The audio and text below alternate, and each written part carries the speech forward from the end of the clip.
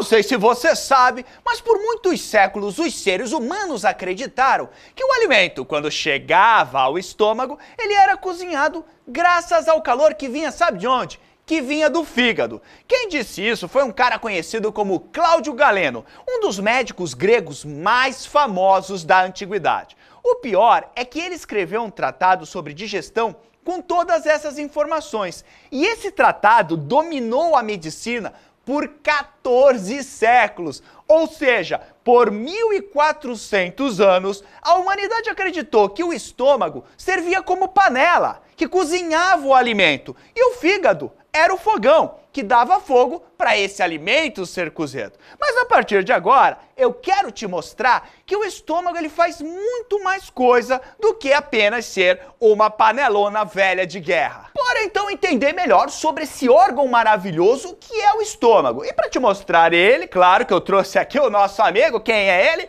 O nosso amigo Bob. E eu vou tirar aqui o fígado, ó, para que você possa ver melhor o estômago. Então sai fígado show e aqui tá o estômago velho de guerra. Perceba, Jube aluno, que o estômago ele nada mais é do que uma bolsa muscular que tem um formato que lembra até uma luva de boxe. E ao contrário do que muita gente pensa, o estômago ele não fica no meio do abdômen, ele fica mais para o lado esquerdo, então ele fica na parte esquerda superior do abdômen, logo abaixo do diafragma. E esse órgão aqui, ele tem uma capacidade monumental de se expandir. O estômago humano pode chegar a armazenar até 6,5 litros de comida. Nossa, Bilu, nossa, quanta coisa! Parece muita coisa. Mas se a gente comparar, por exemplo, com o estômago de um cachorro grande, isso não é muito. Porque um cachorro grande pode armazenar até o dobro disso dentro do estômago dele. Agora, bora dar uma olhada dentro do estômago, né? Peguei aqui o estômago do Bob, ó. Olha só que bacana, olha o estômago por dentro. Repare que a parede do estômago ela é toda corrugada, ela parece uma sanfona. Só que o mais importante aqui é a gente lembrar que o alimento, que é o bolo alimentar, ele veio lá da boca, né? Se transformou em bolo alimentar, passou pela faringe e foi descendo, né? Biribicatabamba, foi descendo pelo esôfago através do peristaltismo. E finalmente ele chegou dentro do estômago, né? Finalmente ele está aqui dentro. Agora, o mais importante é saber por onde esse alimento, ou melhor, por onde esse bolo alimentar entrou no estômago. Em que momento ele sai do esôfago e entra no estômago? É essa região aqui que vai definir esse processo. Isso aqui é uma espécie de esfíncter, né? Uma válvula, um anel que relaxa e contrai, que é conhecido como cárdia.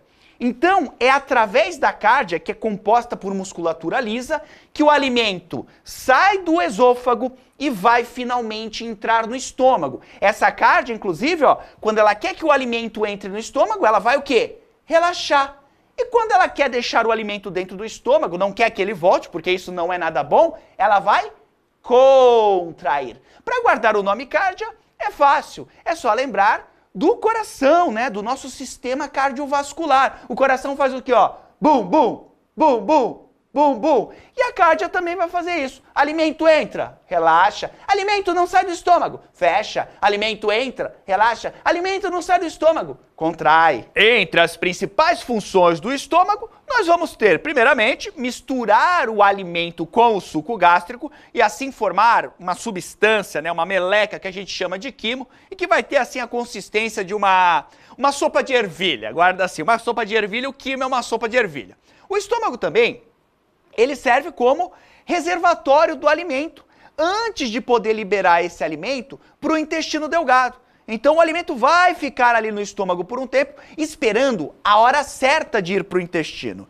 E o estômago também, ele tem como funções produzir e secretar o ácido clorídrico, a enzima pepsina e o fator intrínseco. E agora a gente vai conversar sobre tudo isso. Assim que entra no estômago, o bolo alimentar ele começa a sofrer a ação do suco gástrico. Com o peristaltismo, o estômago ele vai misturando esse bolo alimentar com o suco gástrico para formar o quimo. Isso é muito parecido com aquela batedeira velha de guerra que a tua avó usava para quê? Para misturar massa de bolo, lembra? Ai, que legal, Bilu! A minha avó fazia isso. Então, a mesma coisa é o que vai acontecer dentro do estômago. Tá, Bilu, mas me diga uma coisa.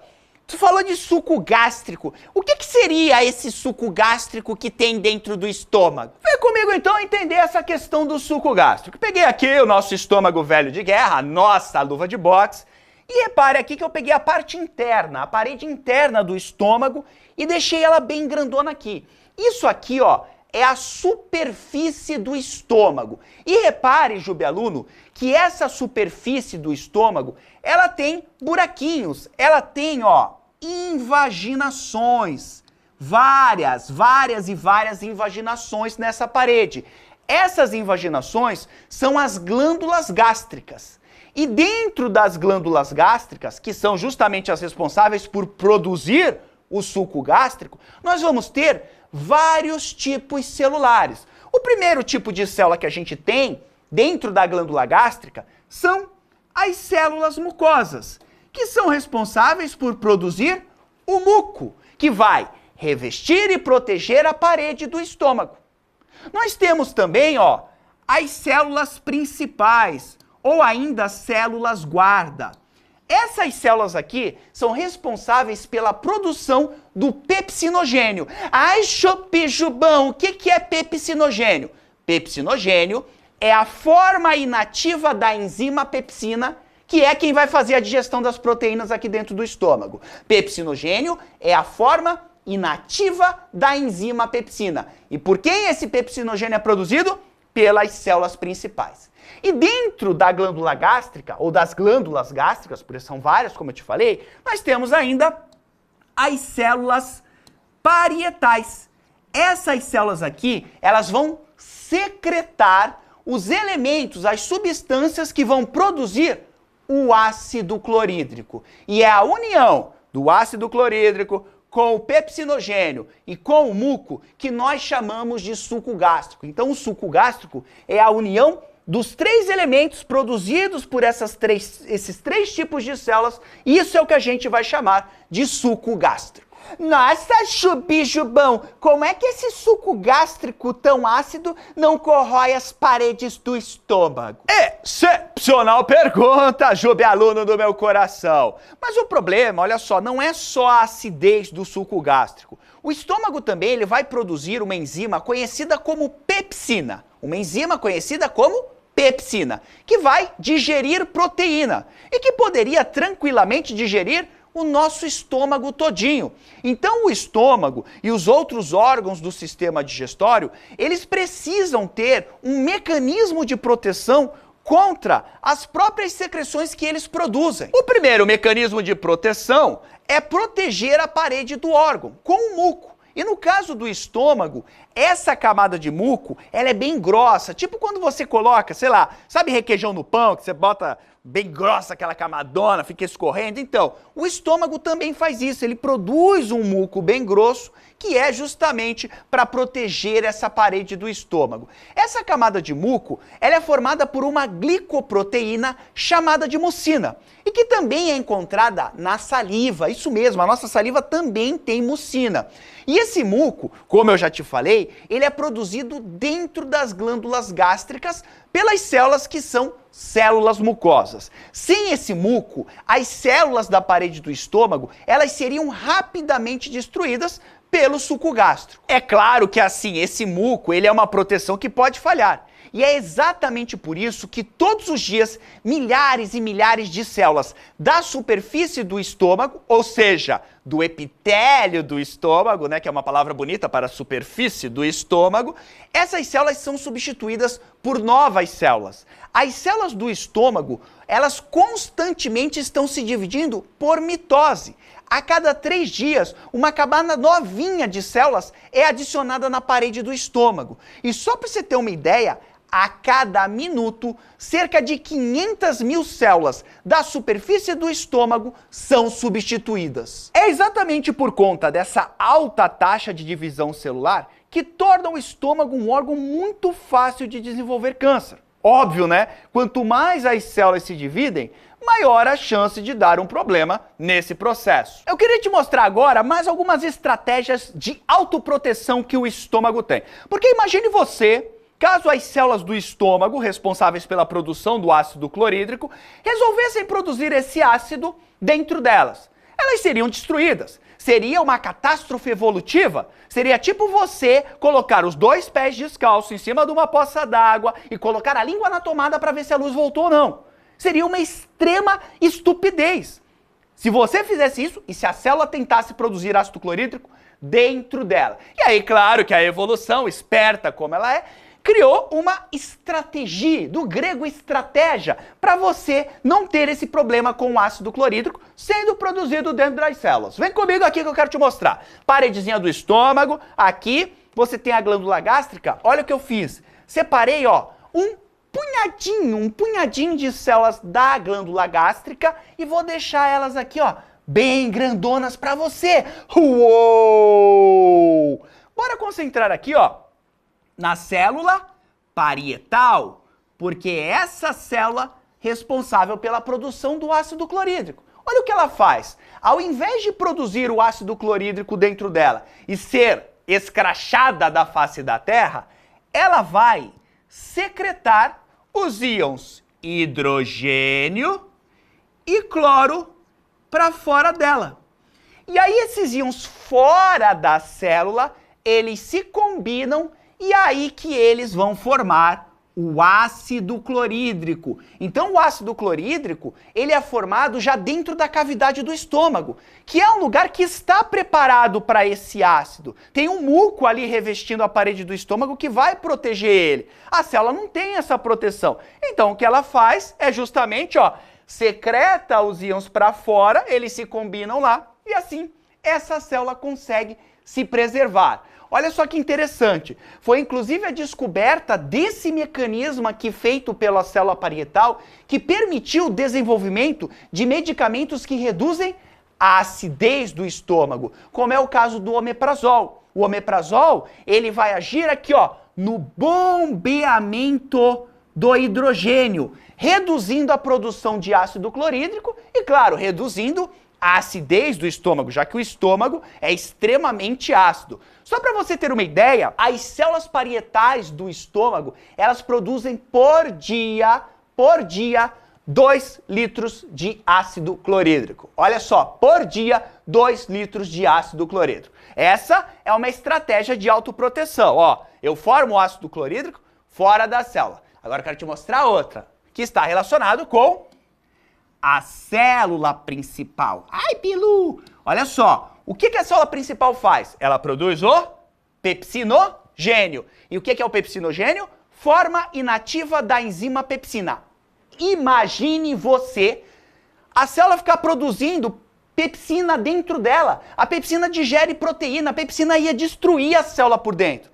Então a célula produz o pepsinogênio, que é inofensivo, não faz nada, secreta ele para fora dela, lá para a cavidade interna do estômago. E aí, quando o pepsinogênio se encontra com o ácido clorídrico, aí sim ele vai se transformar na pepsina. E a pepsina, sim, é a forma ativa, é a enzima ativa que vai fazer a digestão das proteínas presentes nos alimentos que estão dentro do estômago. Então, bora lá. Como é que o estômago ele vai se proteger? Primeiro, ele vai produzir um muco, ele também vai manter uma constante divisão celular para renovar as células que estão sendo destruídas o tempo todo.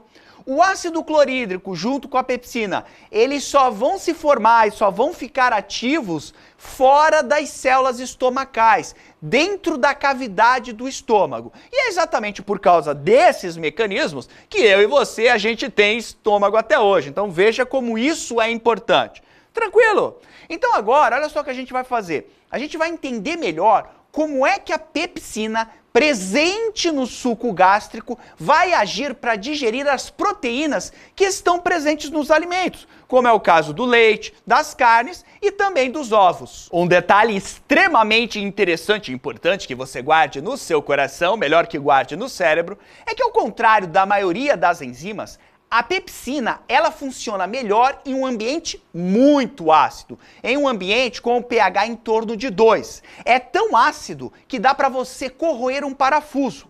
E o responsável por produzir essa acidez é o ácido clorídrico. E a união do ácido clorídrico com a pepsina é que vai permitir o início da digestão das proteínas no estômago. Isso porque o ácido clorídrico ele vai causar a desnaturação das proteínas. O que vai acontecer é que quando essas proteínas são desnaturadas, as ligações peptídicas entre os aminoácidos, elas ficam mais expostas. Isso vai facilitar a ação da enzima pepsina, que vai quebrar essas ligações por hidrólise, transformando as proteínas em moléculas menores que são conhecidas como polipeptídeos. Agora, se engana quem está pensando que o ácido clorídrico ele só está envolvido na digestão das proteínas. Não. Ele também serve para matar vários micro-organismos, como por exemplo as bactérias que estão presentes nos alimentos. Tanto que uma das funções do estômago é a de defesa. Se nós não produzíssemos o ácido clorídrico, provavelmente a gente já teria morrido por alguma intoxicação alimentar. Um detalhe interessante é que as células parietais, que produzem a matéria-prima para a formação do ácido clorídrico, elas também secretam uma proteína que é conhecida como fator intrínseco e que é fundamental, né? Esse fator é fundamental para permitir a absorção da vitamina B12 no intestino.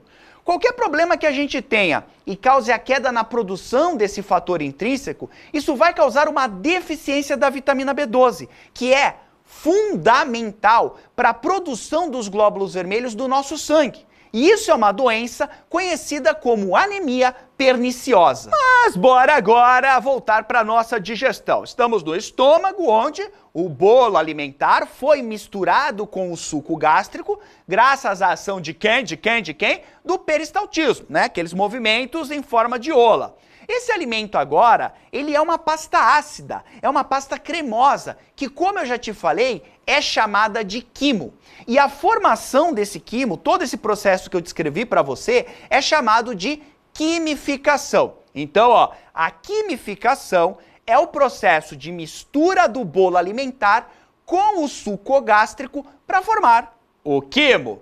E agora que esse quimo está formado, ele precisa ser levado para o próximo órgão do trato digestório, que é o intestino delgado. O estômago vai levar, em média, umas 4 horas para esvaziar, ou seja, para mandar o quimo que está aqui dentro para o próximo órgão do sistema digestório, que está aqui só o comecinho dele, que é o intestino delgado.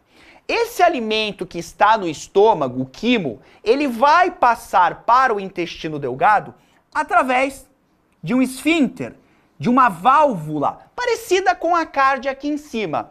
Essa válvula aqui, também composta por musculatura lisa, ela é conhecida como piloro. Piloro vem do grego e significa porteiro.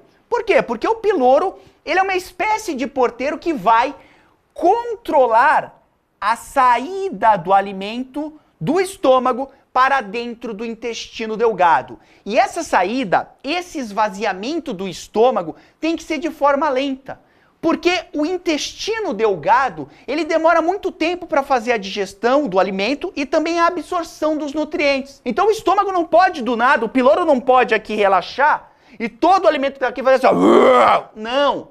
O alimento, o quimo, tem que ser mandado aos pouquinhos para dentro do intestino delgado. E esse controle do envio do alimento daqui para dentro do intestino delgado é feito pelo piloro. Inclusive, a gente pode dizer que uma outra função do estômago é a de reservatório de alimento.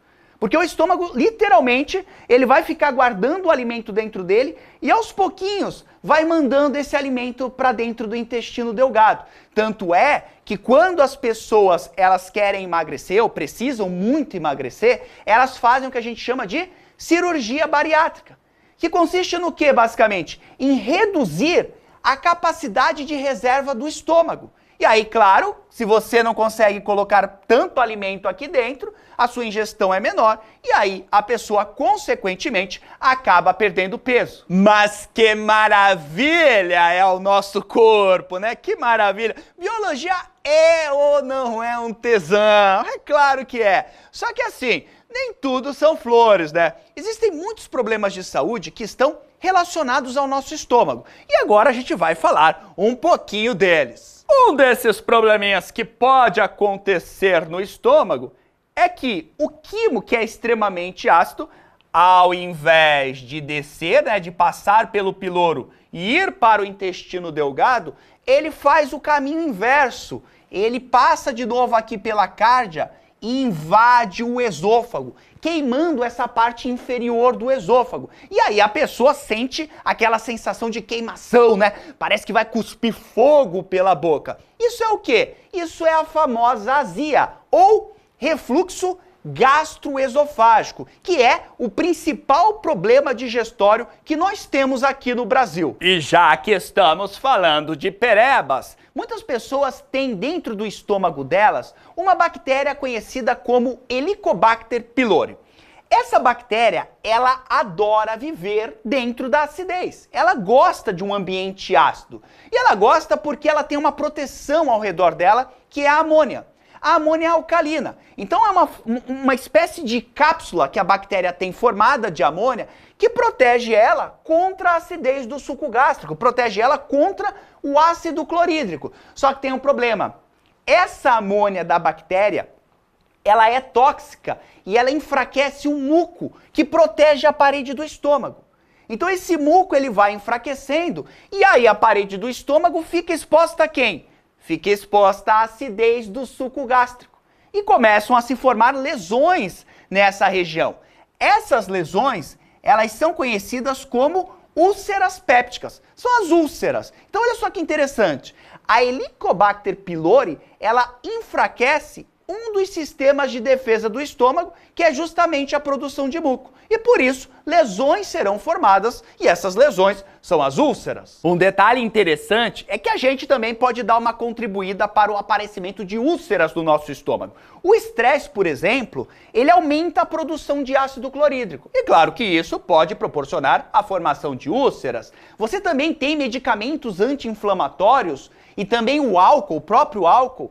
Tanto os anti-inflamatórios como o álcool, eles enfraquecem o muco que protege a parede do estômago. E isso também aumenta a possibilidade da formação das úlceras. Às vezes o que pode acontecer é que essa úlcera, ela começa a atingir a musculatura mais interna do estômago e ela, inclusive, pode perfurar a parede do estômago, que é o que a gente conhece como úlcera perfurada. E aí você vai ter a destruição de vasos sanguíneos, o que pode causar hemorragia na pessoa, e o pior, as bactérias acabam saindo e atingindo a membrana que envolve os nossos órgãos abdominais, que é o peritônio. E aí esse peritônio vai inflamar, um problema conhecido como peritonite. Inclusive, a peritonite pode levar a pessoa à morte. Coube a dois pesquisadores australianos, Barry Marshall e Robin Warren, que foram inclusive vencedores do Prêmio Nobel de Medicina em 2005,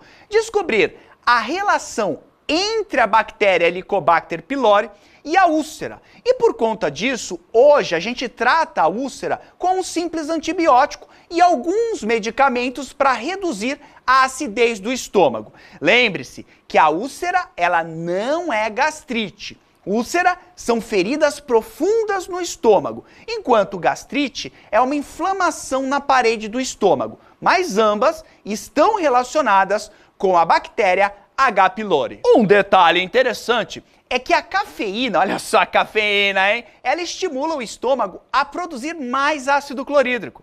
Por isso que não se recomenda tomar café quando se tem problemas como a gastrite e a úlcera.